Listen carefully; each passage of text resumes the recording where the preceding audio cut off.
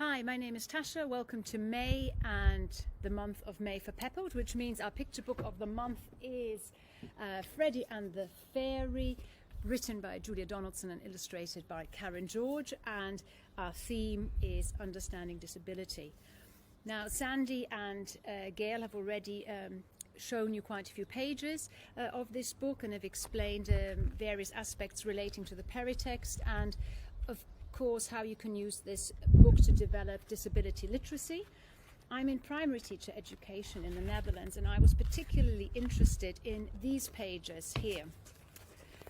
So Gail discussed these in detail, how these three points mentioned of how children should not interact with a child who has hearing difficulties. So that made me wonder about the aspect of interaction and to what extent teachers know themselves how to interact with children and people with disabilities. So throughout the week we shared a book called What Happened to You, written by James Catchpole and illustrated also by Karen George, so the same illustrator of this book. And there was a lesson plan that offered ideas or focused on interaction. And what is very interesting is, I just wanted to quickly read this out. It says, one of the challenges faced by many children is understanding how to interact with people with disabilities.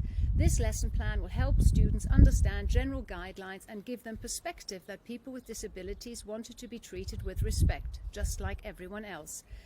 And I thought, oh, this is an excellent starting point to actually discover what student teachers know themselves, know how, in order to make sure that when they're working with this book, or let's say perhaps Amazing, which was also one of our picture books of the month and features the main character of the book is in a wheelchair.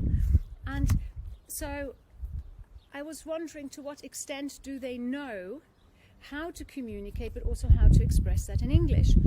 So I was looking a little bit further and came across something called etiquette. So there are it is called a disability etiquette guide.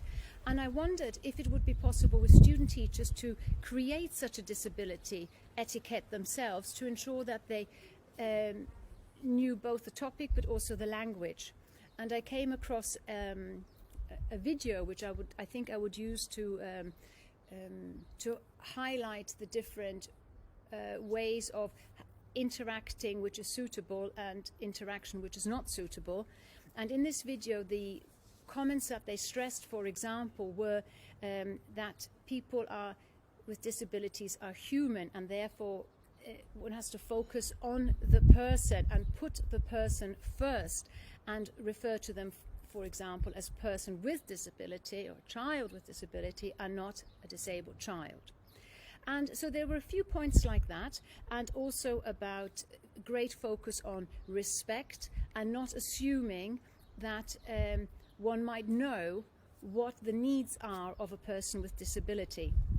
So this would be really the key focus of my lesson, is trying to first understand their own knowledge and then developing this etiquette guide, which I hope is something that they might want to do as well with their children in the class, during their English lesson, or as an activity perhaps at the end of the English lesson. So that is it from me. Those were my ideas for the month of May, and I will see you next month. Bye!